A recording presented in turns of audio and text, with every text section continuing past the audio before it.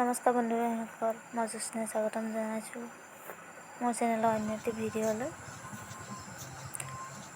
মাজুলী চাবলৈ আহিলে সকলোৱে প্ৰথমে কি মনত পেলায় আৰু সকলোৱে নিশ্চয় মুখা শিল্প, সত্ৰ আৰু এইসমূহ পৰ্যটনস্থলীৰ বাহিৰে মাজুলীত বিভিন্ন ঠাই আছে। পৰ্যটন কৰিব পৰাকৈ থকা ঠাইসমূহৰ নাম হ'ল ৰাওনা পুখুৰী, ভকতি বিল, চৰাইচোং, বৰপুখুৰী, দৰিয়াপাৰৰ প্ৰাকৃতিক সৌন্দৰ্য মনোমোহা ঠাই। ইয়াৰ ভিতৰত অন্যতম ৰাওনা পুখুৰী।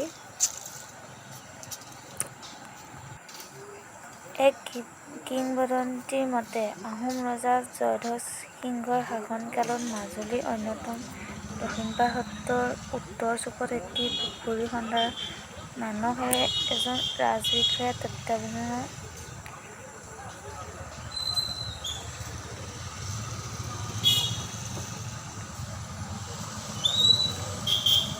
কিছুসংখ্যক বনুৱাৰ ভাৰ ভেটি দি এটি ৰাজকীয় দল মাজুলীলৈ পঠাই দিয়ে।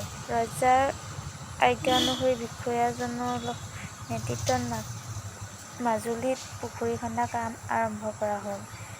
ডাঙৰ পুখুৰী খন্দা কামবোৰ চাবলৈ অঞ্চলৰ মানুহে সোঁত ববলৈ ধৰিলে।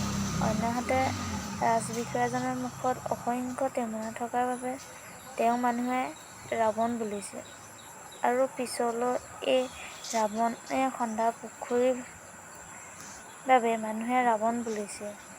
এই পুখুৰীটো ৰাৱণে খন্দাৰ বাবে মানুহে ৰাৱণ পুখুৰী নাম দিছিল আৰু ৰাৱণ পুখুৰী নামেৰে চিৰদিনৰ বাবে জনাজাত হৈ থাকিল।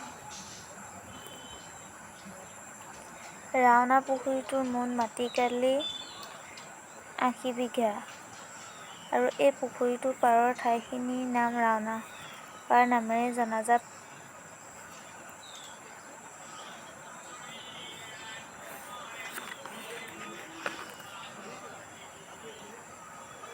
মাজুলীলৈ আহিলে এই ঠাইসমূহ পৰ্যবেক্ষণ কৰিবলৈ সকলো আহিব। বহুত সুন্দৰ হয় ঠাইসমূহ।